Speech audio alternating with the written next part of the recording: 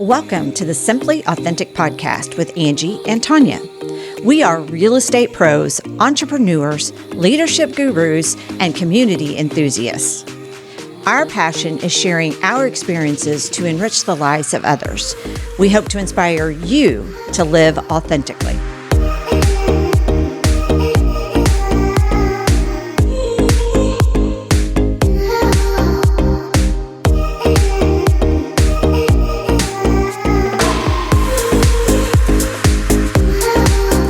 Welcome back to the Simply Authentic podcast. I'm Tanya Murfin. And I'm Angie Mullings. And today we have a guest in studio. His name is Jeff Kester. He is the CEO of the Greater Springfield Board of Realtors. So welcome. Welcome, Jeff. Thank you. Nice to see you both. Welcome back, actually. Welcome back. Right, Yeah. Because if anyone recognizes his face, he played Alec Baldwin in our Christmas video a year ago. Yes. With the sweaty balls. Yes. Sweaty balls. So now we're going to have a more legitimate conversation, hopefully. We'll see. We'll see. Yeah. We'll see how it goes.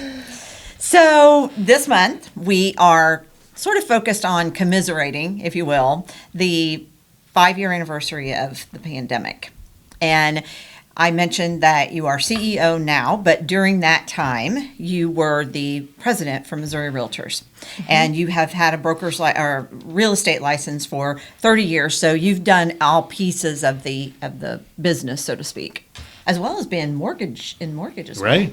Okay, so you've seen it all. Where I started. Yeah. So for our listeners, just to give them an idea, because you don't just walk into being president, talk about how you were leading up to that year as your presidency, sort of plans you had, what you were excited about, that kind of thing.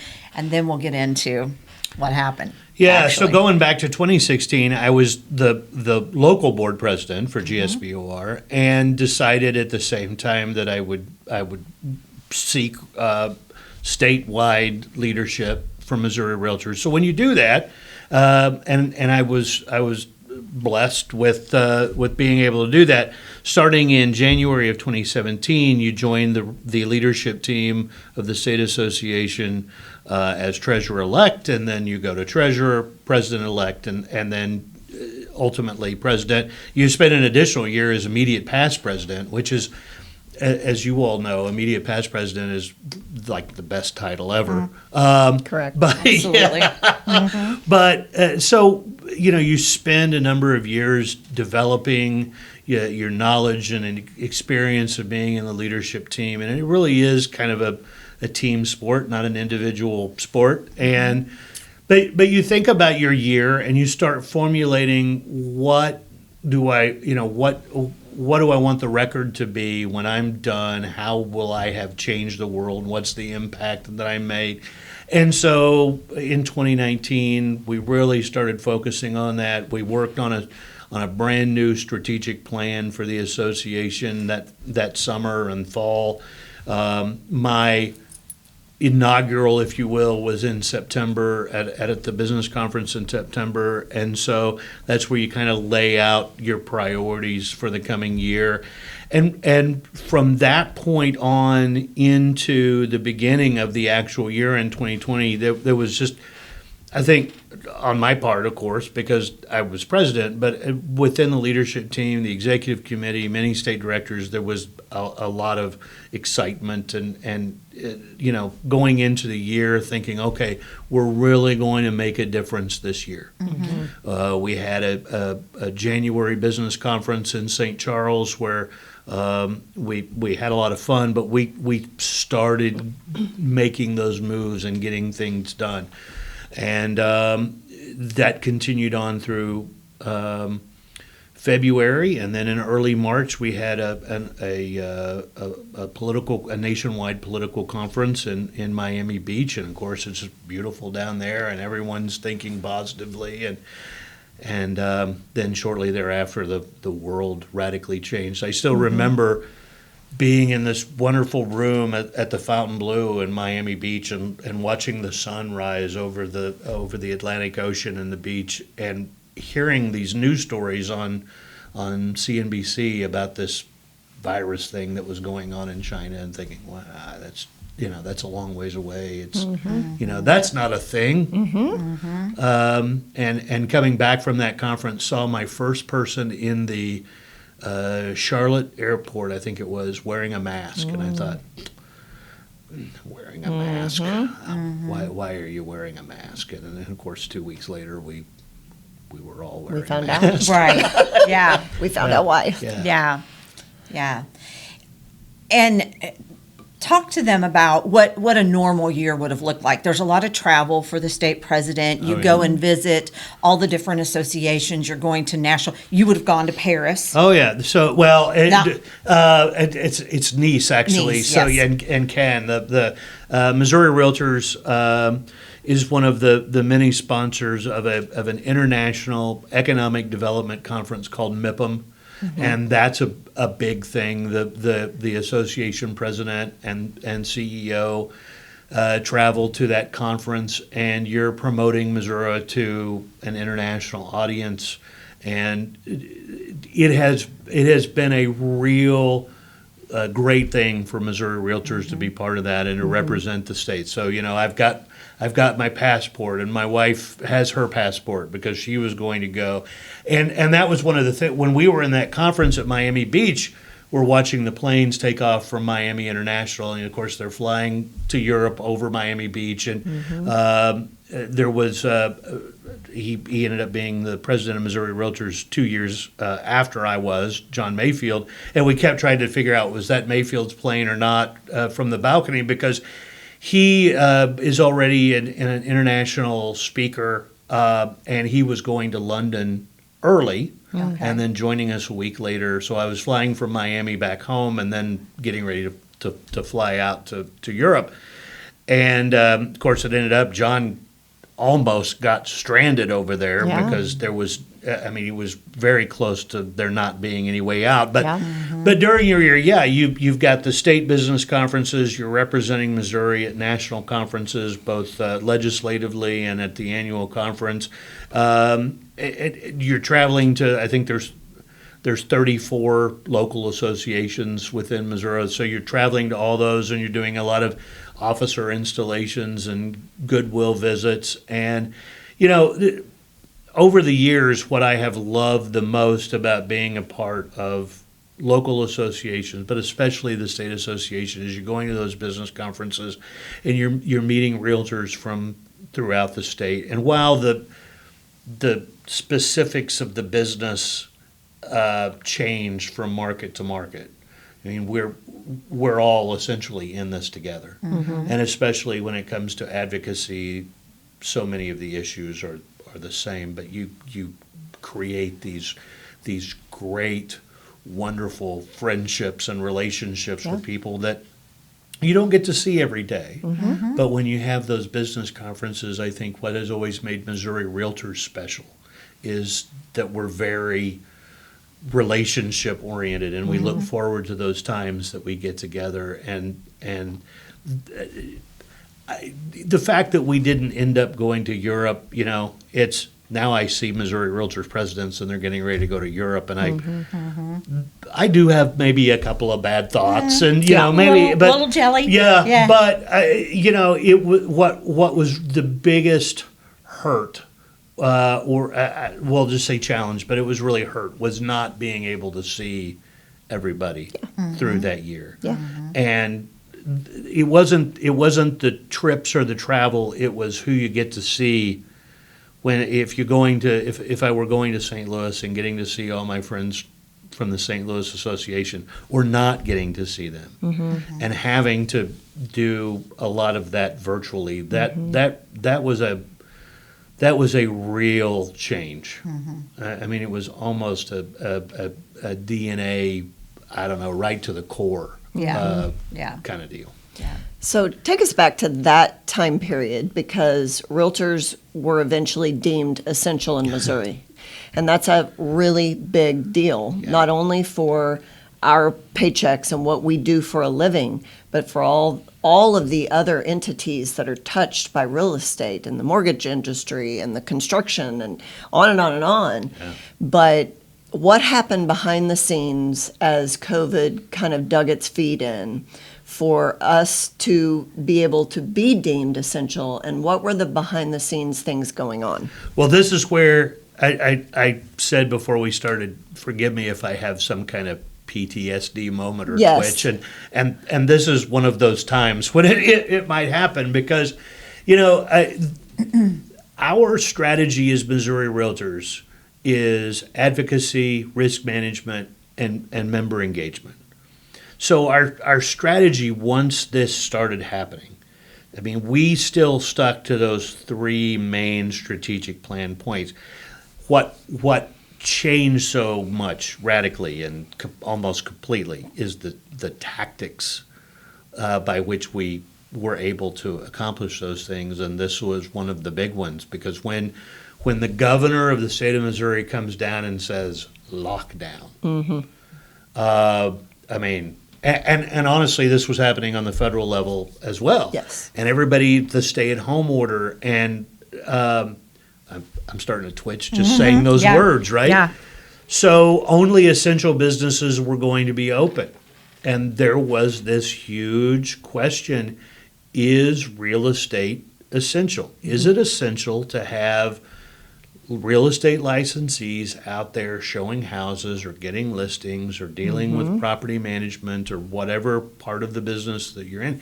Is that essential in a pandemic lockdown situation? And by no means was that ever assumed by anyone apparently in government that it was. And I think we only have to look at states who unfortunately didn't deem real estate essential, that real estate licensees were at home, period. And when you think about the impacts, not only, and really not necessarily buyers and sellers, but let's say you've got a large number of COVID cases in your community and you need doctors and nurses to come into your community to help people. Well, they have to live somewhere. And in those areas, communities, states where real estate was not allowed to be open as an essential business, you couldn't write a lease. You couldn't, if you had somebody in an apartment or a house that they needed to go, they weren't paying their rent, you couldn't do anything there. There was no space for those people.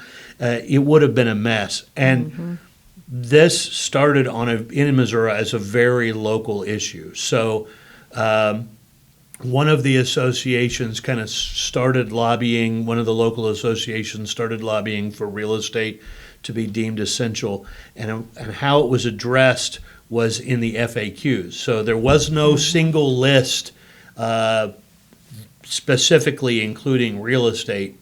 It was handled in the FAQs. So when they did this in Jackson County in Kansas City, I'm on the phone and sending emails like a maniac to city council, the mayor, Greene County Commission, and really through a phone call with our then CEO for Missouri Realtors, John Seabury. I mean, it was almost as if we were having these daily meetings and dividing up the state into counties and municipalities and saying, all right, I'm talking with Lebanon today, and I'm talking with Cape Girardeau, and I'll handle Branson if you'll handle Chillicothe. And I mean, it was just a day by day, government by government, who's having issues with their municipality. We were fortunate enough in the immediate Springfield area, in Springfield and Greene County, that I think our city and county governments did a really good job of very quickly addressing this, and they did that by basically adopting that Kansas City, Jackson County plan and saying, okay, this will be for us too. There were other counties and municipalities that were much slower than that. And of course, they had their own issues. You know, Branson, for example, isn't just a town where people live. It's where, tens of thousands of people are going in and out all the time. And the pressure on that municipal government to address those issues and all of the politics involved, because just like everything in America now, it takes about 10 seconds for it to become this overheated political issue, and the ideology got involved. And we're navigating through all that because we're just trying to keep real estate essential, but in the minds of the decision makers, that may or may not mean something completely different based on their own personal biases and ideologies. Yeah, it really was. So between member engagement and advocacy, it took on this very direct, almost existential life of its own with regards to, and finally, the governor's office did, I think we had a singular list come out at the state level, and real estate was on that too. But yeah, for probably 6 weeks to 2 months, I always say, if I had $1 for every time the word essential, I either said it or heard it. Yeah. I mean, we wouldn't be here. I'd be, phoning this in back from Miami Beach. I just, Right. it was the most direct application of realtor advocacy that I've ever seen. And that was in addition to the fact that we had already made online remote notary or remote online notary. We had already made that a legislative priority. And there were already 3 different competing bills on that issue. And our state lobbyist and I met with the Secretary of State in the lobby of University Plaza during a political event in February, and kind of got a kind of a roadmap on that issue, not knowing how absolutely critical that issue was about to become. And even in a legislative session where they'd all gather at the Capitol until somebody coughed, and then it seemed like now we're out of session. Yeah, and right, then once yeah. that was cleared up, then they'd come back to the Capitol and someone cough, and it would start.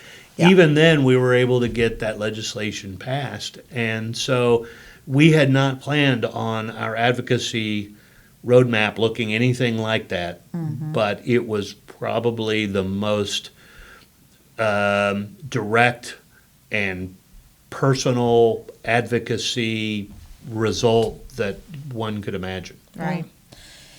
And we're going to be addressing advocacy in a couple of episodes coming up, but it really is, we can go back to the relationships that had been built well before this became an issue. And it's about having those relationships so that when you did pick up the phone and call our county commissioners and city people, they already had a relationship with Greater Springfield Board of Realtors, they had a relationship with you, so that your argument may have had more weight because of that. Well, it's always, I always tell you, the root of politics, in my opinion, has always been, is that person the mayor, or is that person the county commissioner, or is it a situation where you go, Ken or Bob, we really need to talk about this. And you're right at that point. That, I mean, I would always call him Mr. Mayor in a formal, because he's the mayor. But Yes. I mean, when the crap's hitting the fan, you got to be able to call Ken and say, "Hey, Right. we need each other in this." Yeah. And it really was a situation. I talk a lot about, buyers and sellers and real estate agents being able to do business or find a house or continue their whatever they need with regards to real estate. But real estate comprises 17% of the American economy. And there is a real community benefit to real estate activity. And if that just stops, so does a fifth of a city or a county or a state. And that you can't afford not to have that kind of economic development happening. So Right. it is truly a we need each other type situation. Yeah. Angie, I love that you point out the relationship business that we're in, because it's not only to survive and be able to operate during a pandemic do you need your relationships, but to sell houses every day. It's all about relationships. It's a Right. relationship business. So how did you, as the leader, so being Missouri Realtors president, you are the top leader and you have a whole team networking with you. But what did you learn about leadership skills in that year, Jeff? You and I have worked closely together in the past few years, and I know what type of leader you are. I've seen you lead, but that's a different environment, and it's an unwalked territory. So you couldn't call Bob, the former president, and say, "Hey, what'd you do during that pandemic back in the 1900s?" Right. You know, Yeah. you can't do that. Yeah. So what were your thoughts during that time? What do you have any, now looking back 5 years, can you say, I learned this about myself, I learned this of how I can pivot, I learned this about the team around me? I think the biggest lesson looking back on it is that my first thought, honestly, I don't care how good you think you are at this whole leadership thing, your first thought is holy, and then insert whatever word Exactly. you want. Right. Exactly. Yeah. I mean, What do I do now? Yeah, right. Yeah. And I think there is this big pivotal moment when you decide, and it truly sounds so trite and so cliche to say, if it's going to be, it's up to me. But that there is a moment where I think you decide that. Okay, we're going to do this. We can do this. And I honestly think that the hallmark of a real leader is it's the moment when you don't say, I can do this. And you say, we can do this. So my position as Missouri Realtors president is not necessarily, I guess you could say the chief volunteer leader, but I was not at the top of the organization. I don't know if that's me. I don't know if that's the standing. The Missouri Realtors has a CEO, and at that time, I'll use the word blessed again, because I can't imagine going through that without John Seabury. Agree. And John, Yeah. if you hear this, Yeah. I love you, man. Bless you. We love you, you're, John. You're brilliant. Yeah. And it became a partnership, a team. I think that learning moment of, okay, we can do this. Nothing can prepare you. I don't know that there's any past experience in your life that you can go, okay, well, I got through that really rough patch in the 4th grade, so I've learned the skill of getting, I flew. The best parallel would probably be the time when I was riding my new 10-speed and I hit the brakes too hard and flew over the handlebars.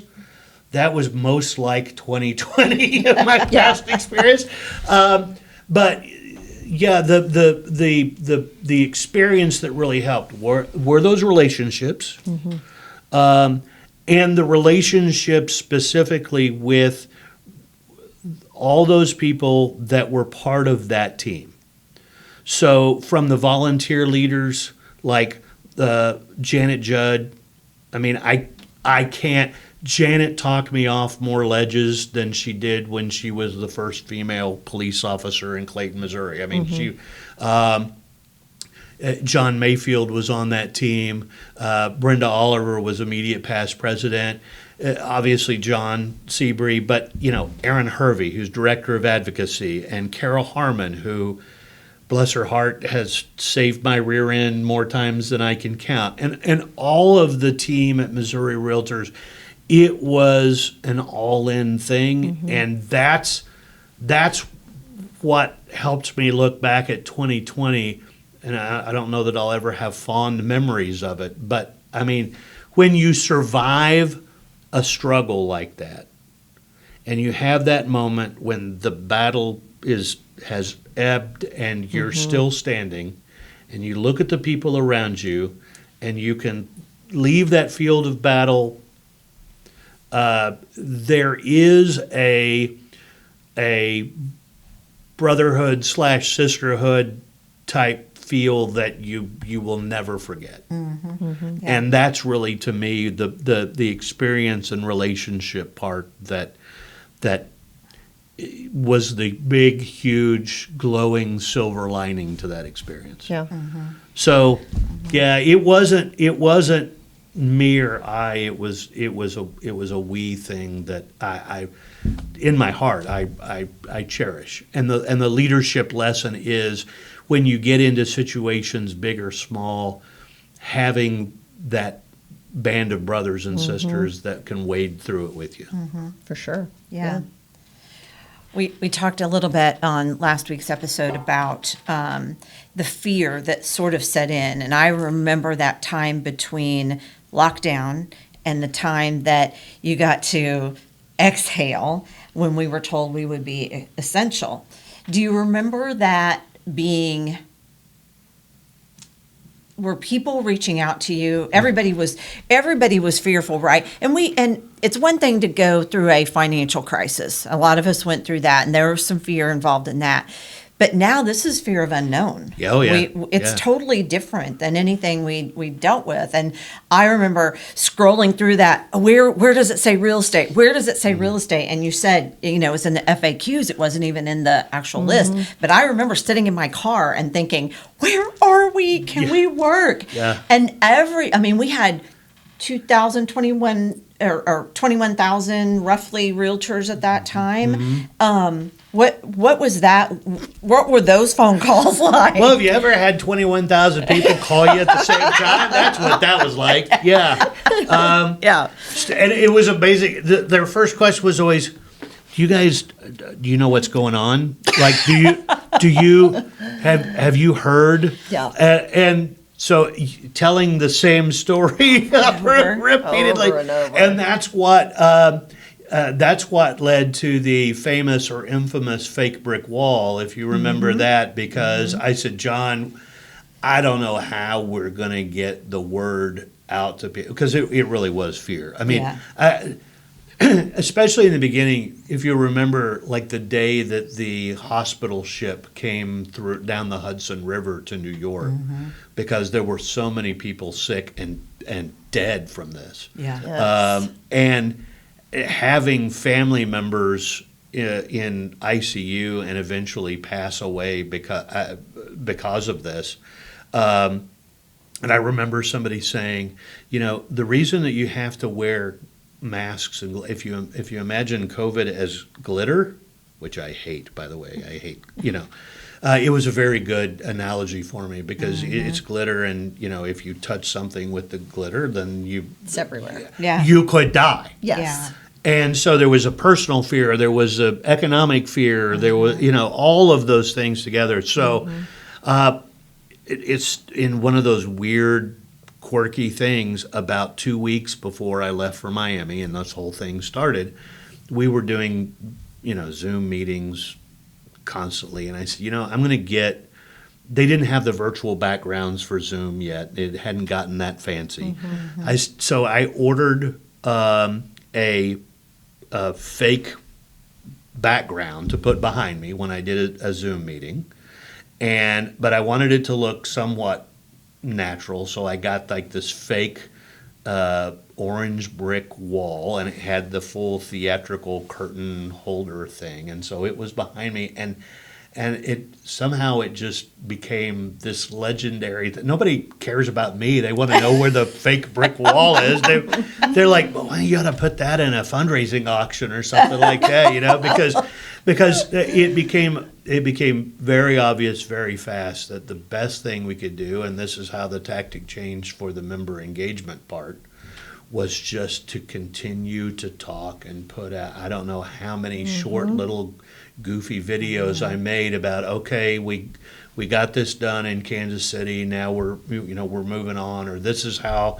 we're working through this issue. And then there was like this looming issue of having the April business conference, and what do we do about the mid-year legislative conference at NAR, and During all of this, there were these huge issues coming through realtor channels with regards to diversity, inclusion, and fair housing, and how are we going to deal with this in the midst of that, which was then exacerbated by the George Floyd episode in Minneapolis that summer, and there was just a lot happening at once, and I thought the only thing we can do is just keep talking.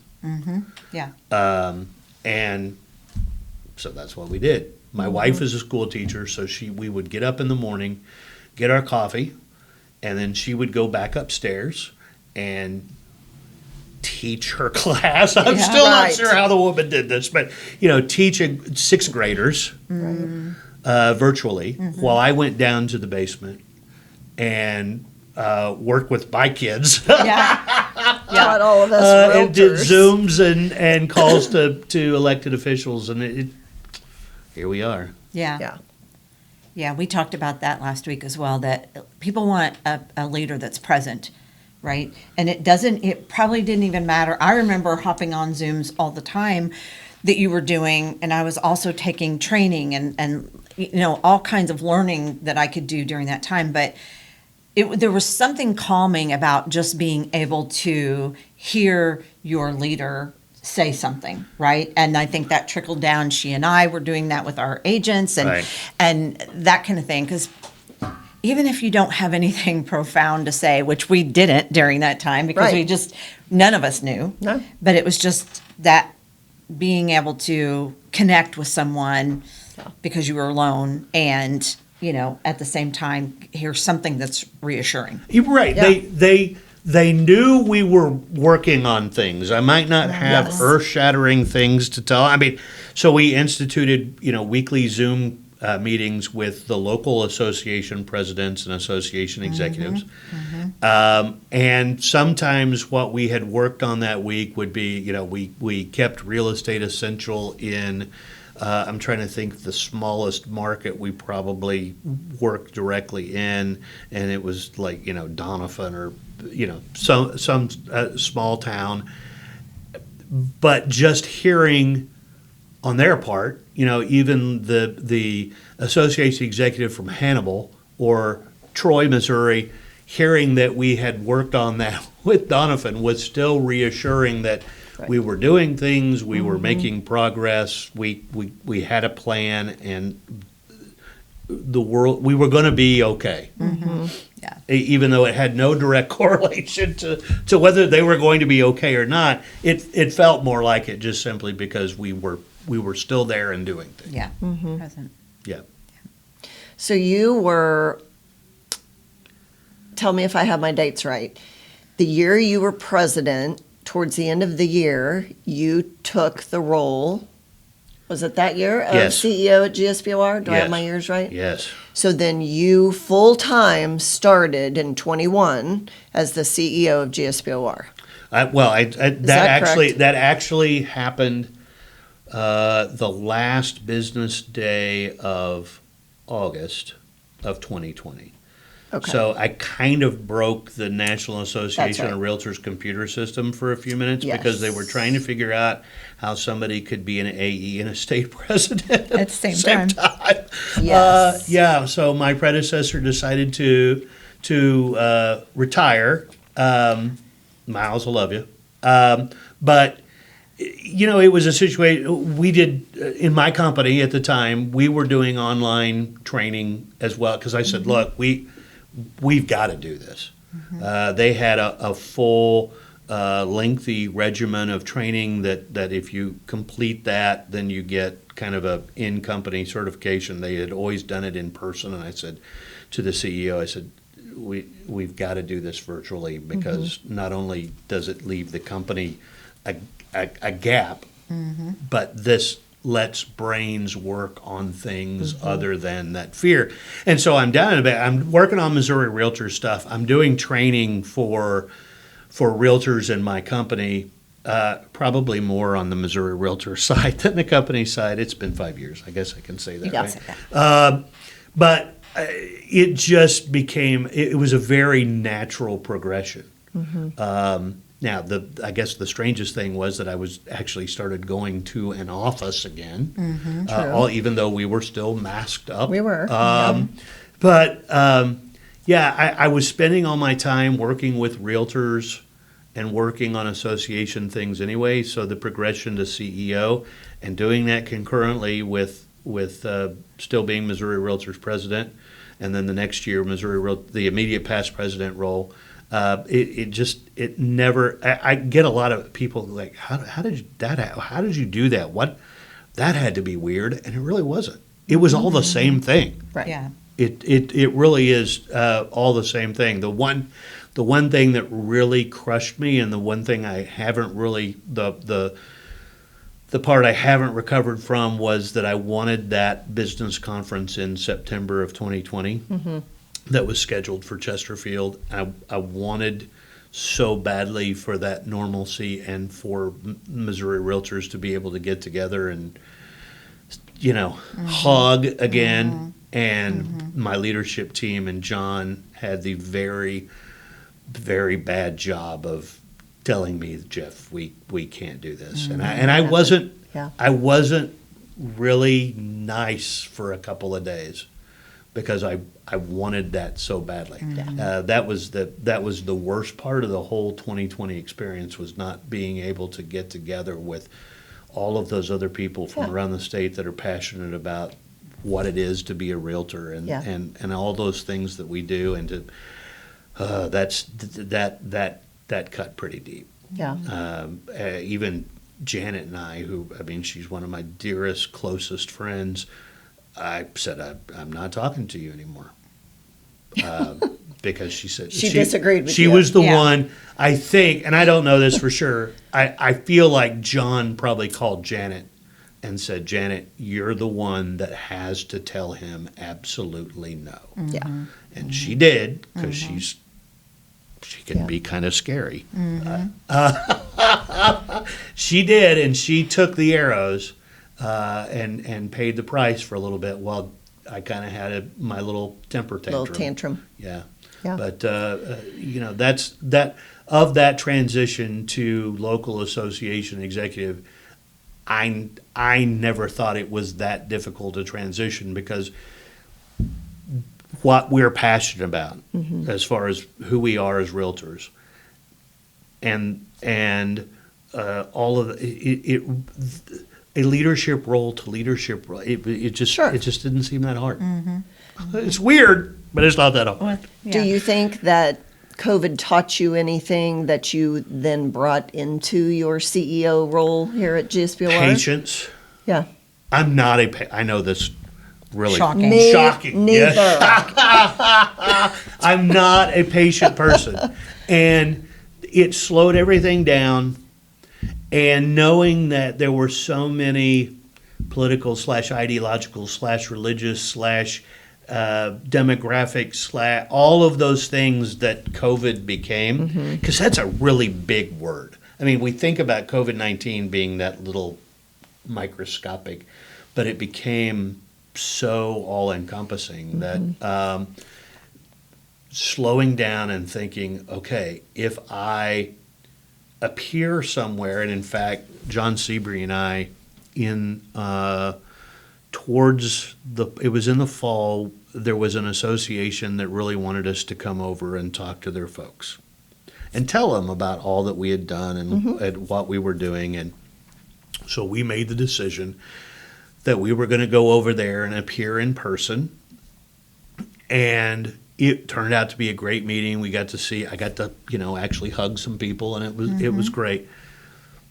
Man, I got my butt handed to me by some people who didn't think it was responsible at all that we made that trip, and that if I was from Springfield and had contact with COVID, that I had just become this infected everyone. I just killed Cape Girardeau. Yes. Man, to have to slow down and think about what's going to be the perception and implications of me driving to Cape. It really gave everything an added depth.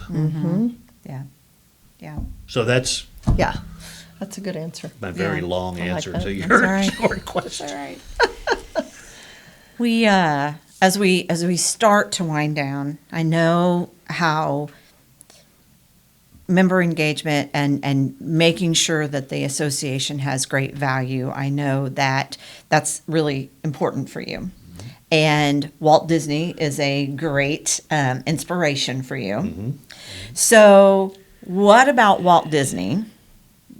Why this fascination, I guess? What is it that Walt did that you would maybe one day hope to be remembered for in the same light? Right. So many things that he's connected with, we just think of as a normal everyday thing. So having an animated feature movie, well, we've been looking at that all our life. Did not exist without Walt Disney. Everything that we see today, from Pixar to whatever, all started with a mouse at a boat steering wheel whistling. We think of, there are theme parks everywhere. We've got one just right down the road here.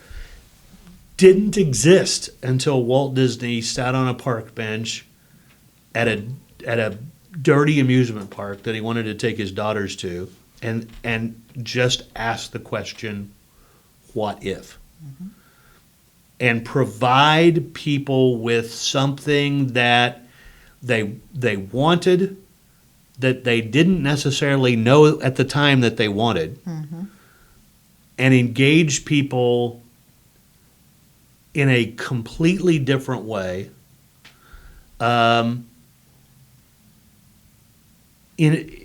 created, innovated, led, gambled, and even, there are times when I get so passionate about engaging people, and people, there's people will say, well, you're not engaging people like we used to, or this is so much different. Well,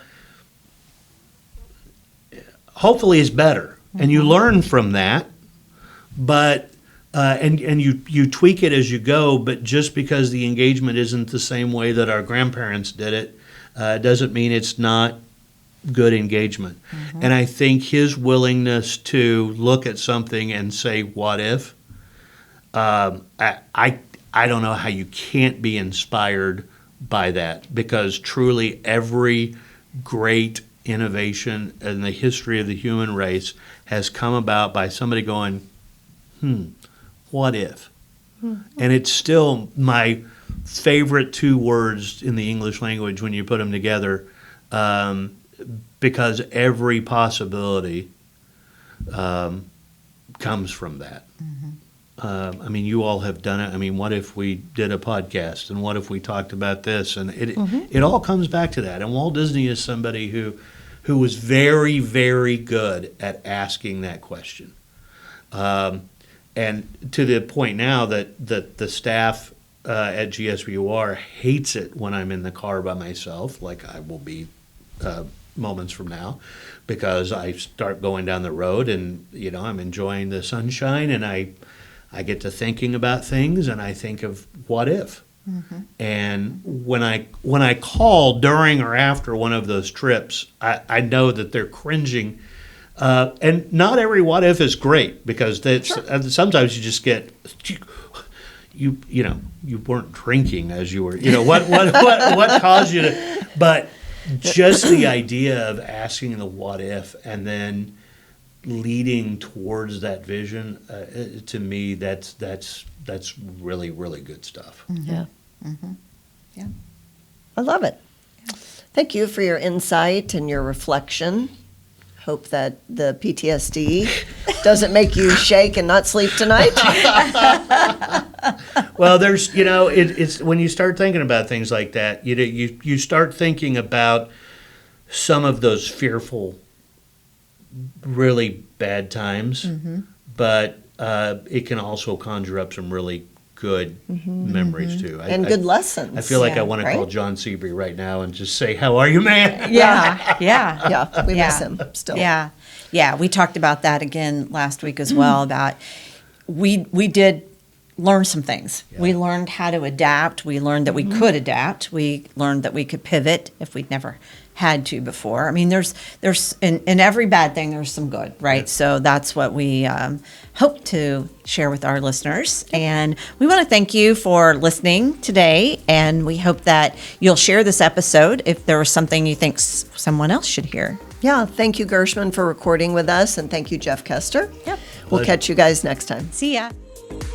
Find today's full video by searching the Simply Authentic podcast on YouTube.